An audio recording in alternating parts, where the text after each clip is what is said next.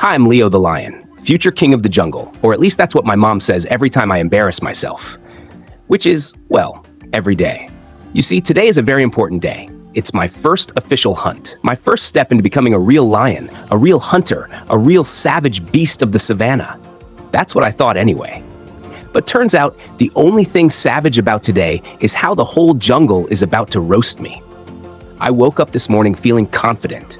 The sun was shining, birds were chirping, and my mane, okay, half mane, was looking pretty fabulous. I even practiced my roar in front of a rock to make it echo like the grown males do. I puffed out my chest, took a deep breath, and went, "Row!" Wait, no, it came out like, "Meow!" A giraffe in the distance literally choked on its leaf laughing. Even my mom sighed and said, "Maybe try again in a few years, sweetie." But no worries. Today is my hunt day. I walked through the tall grass, tail up, confidence level 100. I could already imagine myself bringing down a gazelle, the pride cheering, birds singing dramatic music in the background. Oh yes, I was ready to make history. Then I spotted it, a baby gazelle. Small, alone, nibbling grass like it owned the place. Perfect. I crouched down just like Mom taught me, tail low, ears forward, eyes locked. I took one step, then another. My paws were silent, my focus perfect, until I stepped on the loudest, crunchiest stick in Africa. Snap! The gazelle turned around and blinked at me. For a second it looked confused, then it started laughing, like actually laughing. "Oh," it said, "look! A kitten! A kitten! A kitten." I tried to roar to show dominance, but again it came out like meow. The gazelle laughed harder, kicked me in the nose, and ran away giggling. I sat there, stunned, grass sticking out of my mouth. Great start, Leo. Great start. Fine, first round was practice. Every great hunter fails once, right? I spotted my next target, a baby zebra. It was eating peacefully, tail swishing like it was mocking me. I crouched low again, creeping forward like a ninja. The zebra didn't even notice. I was so close I could see the reflection of my own majestic face in its stripes. Then I pounced, except my paw slipped in mud and I face planted right in front of it. Splat! The zebra turned around and blinked. You good?" it asked. I tried to stand up all cool, but my legs slid again, and I went down for round 2. The zebra started laughing. "Bro, are you hunting me or performing a comedy show?" I tried to growl, but mud got in my mouth and I spat it out like, "Pfft, pfft." The zebra took a selfie with me and trotted off. I lay there in the mud, staring at the sky and whispered, "Maybe I'll just be a vegetarian." Then I heard giggling from the trees. Monkeys. Oh no. A whole troop of them. I hate monkeys. They always find joy in everyone's pain. One yelled, "Hey look, it's the new guy, Simba 0.5. Another said he's trying to hunt mud. I glared at them. "I'll have you know I'm practicing advanced hunting techniques." One monkey grinned and threw a banana at me. It hit my head. Then another monkey threw a mango. Then a coconut. Soon I was dodging a fruit salad. "Nice reflexes, Your Majesty," one shouted. I tried to roar and chase them up the tree, but I slipped again and landed on my back. The monkeys clapped like it was a show. One even said, "Encore." I got up covered in mango pulp, trying to act like I wasn't humiliated. "They'll regret this when I'm king," I muttered, while a monkey behind me stuck a leaf crown on my head and said, "All hail, King of the Clumsy." I needed redemption. I couldn't go back to my pride like this. Then I saw it, a baby elephant, all alone, swinging its tiny trunk around. Perfect, I thought. Slow target, easy catch. I crouched down again, ignoring my muddy fur and mango-scented mane. I ran full speed, let out a mighty roar, which still sounded like a cough, and leapt. The elephant didn't move. It just stared at me. Hi?" it said. Then it sneezed, and not just any sneeze. It blasted me like a water cannon. I went flying backward, rolling through grass and landing in a bush. I came out dripping and covered in leaves. The elephant giggled and said, "Bless me." Somewhere behind me, a meerkat whispered, "That sneeze had more force than his pounce." I pretended not to hear and walked away with dignity, which is hard to do when you're wet and smell like mango. By now, I was hungry, embarrassed, and emotionally damaged. But I wasn't giving up. I spotted a group of baby warthogs playing in the dirt. I could take one of them, right? Easy meal. I crept closer. One of them spotted me and said, "Hey guys, it's the new comedian from the Lion Pride." I froze.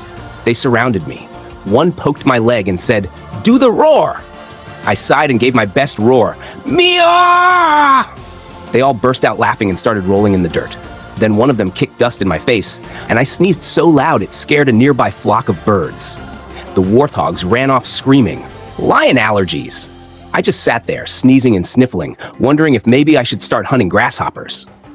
At this point, the whole savannah had probably heard about my failure. I could feel the gossip spreading like wildfire. Even the flamingos were side-eyeing me. "Is that the lion who got beaten by a baby gazelle?" one whispered. "No, I think it's the one who got sneezed on by an elephant," said another. I buried my face in my paws. Could this day get any worse? Spoiler alert, yes. Yes, it could. I decided to get a drink of water to calm my nerves. There was a nice, quiet watering hole nearby. I leaned down to drink, and guess what? A crocodile popped up. I screamed and jumped back, slipping on a rock and falling straight into the water. The crocodile laughed, actually laughed, and said, "Relax, kid, I'm vegan on weekends." I scrambled out, soaked again, and heard frogs croaking, "Loser," behind me. Great. Even the frogs were bullying me now. I decided to find somewhere quiet, away from all the humiliation. I climbed up a small hill to rest and spotted a beautiful lioness in the distance. Maybe she'd be impressed if I told her I was hunting. I straightened my mane, puffed up my chest, and started walking toward her all cool and confident. I tripped over a turtle. The turtle looked up and said, "Watch where you're stomping, hairball." I apologized and limped away, pretending it was part of my hunting strategy. The lioness was watching. I tried to act mysterious, gazing into the horizon like I was planning something deep and powerful. Then a butterfly landed on my nose. I sneezed, loudly. The butterfly flew away, the lioness chuckled, and I realized I would never live this down. The sun was setting, and I still hadn't caught anything. I couldn't go home empty-pawed. My family would laugh me out of the pride. So I made one last desperate attempt. I spotted a small bird pecking at the ground. "This is it," I told myself. "Focus, Leo. Don't mess this up." I crouched, crept closer, and pounced, only for the bird to fly up and poop on my head before leaving. I stood there frozen, staring at the ground, questioning all my life choices. A squirrel nearby giggled so hard it fell off its branch. And just when I thought I'd reached peak humiliation, I saw something shiny, a small metal bucket near a human camp. Maybe there was food inside. I walked over carefully, sniffed it, and bam! I slipped and fell headfirst into the bucket. My head was stuck. I stumbled around blindly, bumping into rocks, trees, and at one point, a beehive. Yep, bees. Angry, furious bees. I ran in circles, roaring or meowing, shaking my head and screaming, "Why me?" The monkeys were back, recording me on their imaginary phones, chanting, "Go, Buckethead, go!" I finally managed to pull the bucket off, right as I ran off a small cliff and fell into a shallow human well. Splash. The water was cold, my pride was gone, and my spirit was crushed. I sat there in the well, dripping wet, muttering, "King of the jungle, huh? More like clown of the savannah." After what felt like hours, a group of meerkats came to check on me. One of them looked down and said, "You okay, Your Majesty? Need a ladder or a therapist?" Another yelled, "Don't worry, we'll tell everyone you fought 10 crocodiles and survived." They started giggling. I groaned and said, "Please, just don't tell anyone I fell into a well." The meerkats nodded, and then immediately ran off yelling, "The lion fell into a well." Within minutes, the whole jungle was laughing. Giraffes were bending over giggling, elephants were trumpeting in laughter, and the monkeys were reenacting my fall. Even my own family showed up. My mom looked down into the well and said, "So, how's the hunting going, champ?" My sister whispered, "Looks like someone's fishing instead of hunting." That night, they pulled me out. I was tired, soaked, and smelled like well water and bee stings. My family tried not to laugh, but failed miserably. My dad said, "Don't worry, son. Every great lion has a rough first day." Then he turned around and laughed so hard he snorted. The hyenas joined in. I just sighed, lying there, thinking maybe being a vegetarian wasn't such a bad idea after all. But hey, I learned something important that day. Hunting isn't easy. You can have claws, fangs, and the title of future king. But if you don't have practice, or at least good balance, you're going to end up with mud in your mane and monkeys mocking you. Still, I'll never forget that day. Not because it was my first hunt, but because it was the day the entire savannah learned that even lions can have bad days. Very, very bad days. And now every time I walk through the savannah, someone inevitably shouts, "Hey, Buckethead, watch out for the well!" But you know what? I just smile. Because one day, I'll be the real king. And when that day comes, I'll make sure the monkeys are the first ones I accidentally chase into a tree. Until then, I'll keep practicing. Maybe start with butterflies. They don't kick. The end.